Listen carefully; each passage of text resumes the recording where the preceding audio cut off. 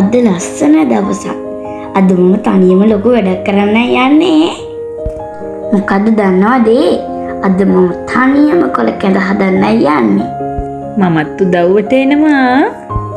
අපි එහෙනම් වත්තට යන්න. කොළ කැඳ වලට ඕන කොළ කඩා ගන්න. මේ තමයි අපේ පුංචි ගෙවත්ත. ඔව්, මේ තමයි අපේ සුන්දර පුංචි ගෙවත්ත. අපිට ඉඩ කඩ තියෙන විදිහට ගොඩාක් දේවල් අපේ ගෙවත්තේ වගා කරලා තියෙනවා.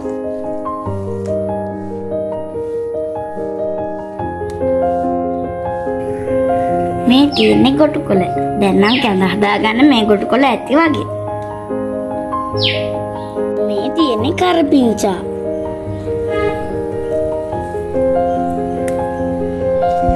පුංචි පැලේ කඩන්න එපා පුතේ. මේ ලොකු ගහෙන් අත්තක් අල්ල දෙන්නම්. ඔහම ඉන්නකෝ. අර බලන්නකෝ. ලේම් පැටියගේ තියෙන දාංගලේ.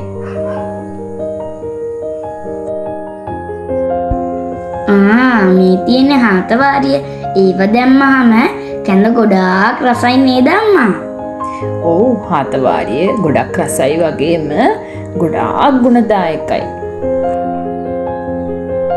මේ බලන්නකෝ. පොල් පලා ගස්වල මල් පිපිලා හරිම ලස්සනයි. හරිම ලස්සනයි තමයි. පොල් පලා දැකලා නැති පුංචි දූල පුතාලා ඉන්නවනම් බලා ගන්න. මේ තියෙන්නේ මුරුංග ගහ. මුරුංග කොළ කැඳ වලට ලොකු රසයක් වගේම ලොකු ගුණයකුත් ගෙන දෙනවා. පුතේ මේ මුගුණ ඇන ටිකකුත් කඩා ගන්න. දැන් නම් අපිට කොළ ගොඩාක් තියෙනවා. එහෙනම් අපි යමු. අපි දැන් මේ මත්තෙන් නෙලාගත්තු කොළවලට මොකද ඉස්සර වෙලාම කැඳ හදන්න ඉස්සලා දැන් මේව අපි පිළිවෙල කරගන්න ඉපේ. අපි මේ වගේ හොඳ කොළ ටික ගන්න ඕනේ. අන්න හරි. අපි මේ වගේ හොඳින් මේ එක කොළයක් ගානේ පුතේ බලන්න ඕනේ. මොකද මේ වගේ සමහර විට මකුළු දැල් බැඳලා තියෙන්න පුළුවන්. ඒ වගේම සමහර විට සත්තුන්ගේ පුංචි පුංචි විතර තියෙන්නත් පුළුවන්. මේ බලන්න මෙන්න මේ වගේ අපිට පණුව කාපු කොළ තියෙනවා. අපි ඒවා අයින් කරලා අපිට ගන්න පුළුවන් හොඳම කොළ ටික මෙතනින් තෝරගන්න ඕන නේද? ඊට පස්සේ තමයි අපි අපේ කොළ කැඳ එක හදන්න මේ සූදානම් වෙන්නේ. දැන් අපි මේ ටික හොඳලා සෝදන්න කලින් තමයි මේ වැඩේ කරන්නේ. දැන් සමහර විට අපේ වීඩියෝ එක බලන පුංචි යාළුවන්ට මේ කොළ වර්ගම හොයාගන්න අපහසු ඇති. හැබැයි තව ගොඩක් කොළ ಜಾති තියෙනවනේ. කොළ කැඳ හදන්න අපි භාවිතා කරන යොදා ගන්න.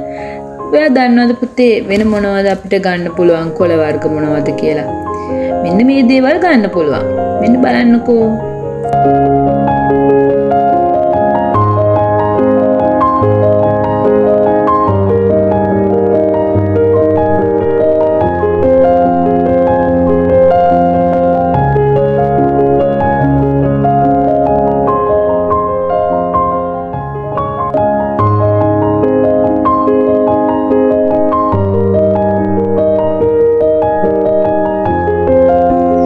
ඊළඟට මුරුංගා පතුවල මෙන්න මේ වගේ ලොකු උඩ තියෙන නාටි වගේ වයින් කරලා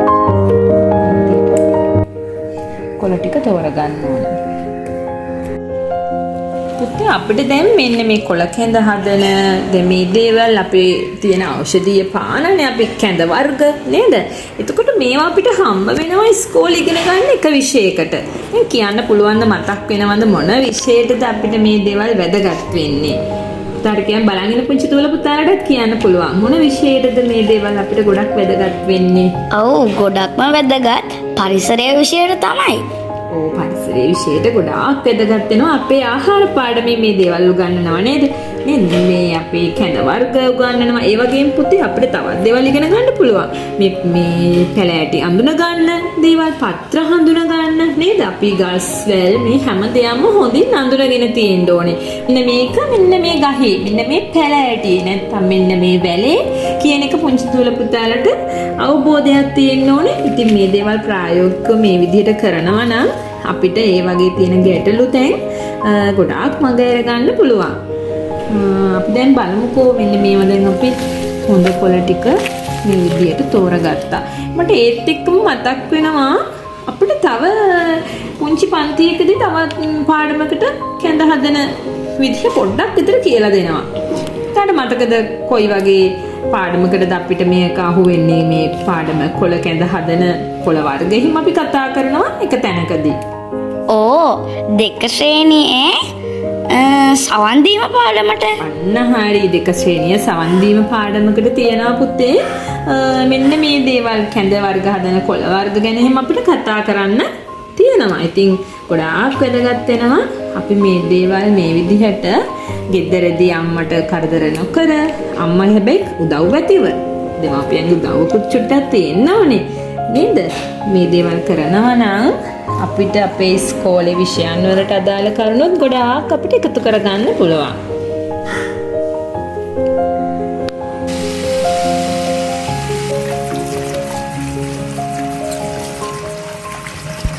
අපි දැන් කොළ ටික හොඳට සෝදගමු නේද? හරි.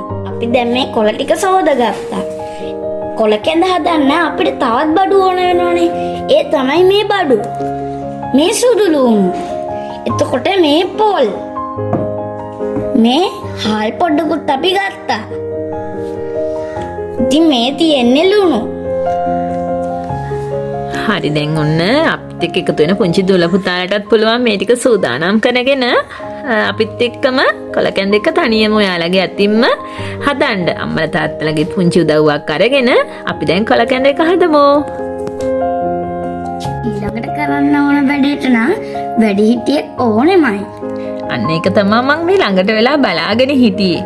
ඔව් පුංචි දුවේ පුතේ දැන් බලන් ඉන්න පුංචි පැටවුනොත් ඊළඟට අපි මේ ටික අපි මොකද කරන්නේ මේ ටික? මේ ටික බ්ලෙන්ඩ් කරගමු අපි. ඔව් අපි මේක අඹර ගන්න ඕනේ. පුංචි කෑලි වලට යුෂ ගන්න පුළුවන් විදිහට ඒකට අපිට ඉතින් පුළුවන් බ්ලෙන්ඩර් එකකින් හරි නැත්නම් අපිට වංගෙඩියනොත් මේ වැඩේ කරගන්න පුළුවන්. අපි කරන්නේ ඉතින් අපේ ගෙවල් වල අපි දැන් වැඩිපුරම වංගෙඩිය භාවිතා කරනවා ගොඩක් අඩුයිනේ. ඒ නිසා විදුලිය භාවිතා කරලා කරන වැඩක් කරන්න තියෙන නිසා පුංචි දූල පුතාලට පුළුවන් අම්මලාගේ උදව් ඇතිව මේ වැඩේ කරගන්න. මොකද කරන්න හදන්නේ? මම මේ කරන්න හදන්නේ අම්මාර කොළ ටික බ්ලෙන්ඩ් කරනකම් මේ හාල් ටික සෝදලා මුට්ටියෙන් තියලා ලෑස්ති කරන්න.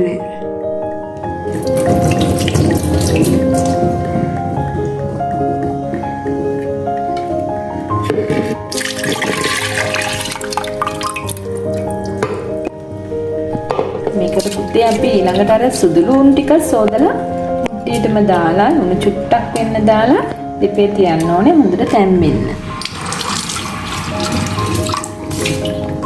මම කොළ ටික කොටනකම් ඔයා ඒ වැඩ ටික කරන්න. හා.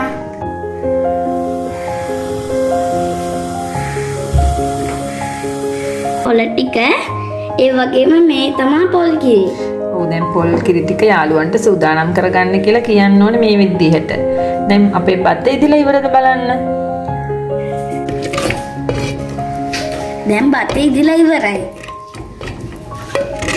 ඉස්සෙල්ලාම දාන්න පොල් කිරි ටික.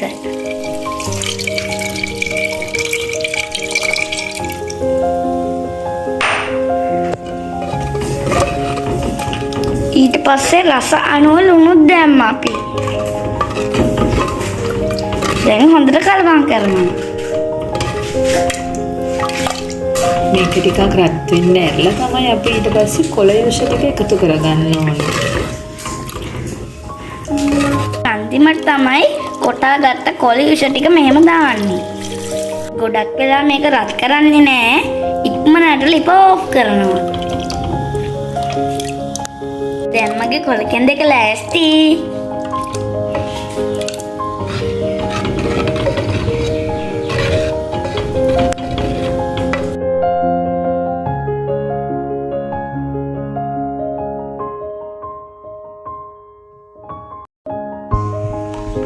පුංචි යාළුවොත් කොළ කැඳ එක හදලා ඉවරද? මම හදපු රසවත් ගුණවත් කොළ කැඳ පානය. පුතේ රසවත් ගුණවත් වගේම තමයි පිළිගැන්වීමත් හරිම අපූරුයි. දැන් පුංචි දූල පුතාලට අපේ ආහාර පාඩමට පිළිගැන්වීම ගැනත් කියලා දෙනවනේ. මෙන්න මේ විදිහට ලස්සනට පිළිගැන්වීමේ කටයුතුත් ඔයාලා ඉතා හොඳින් හිතලා කරන්න ඕනේ.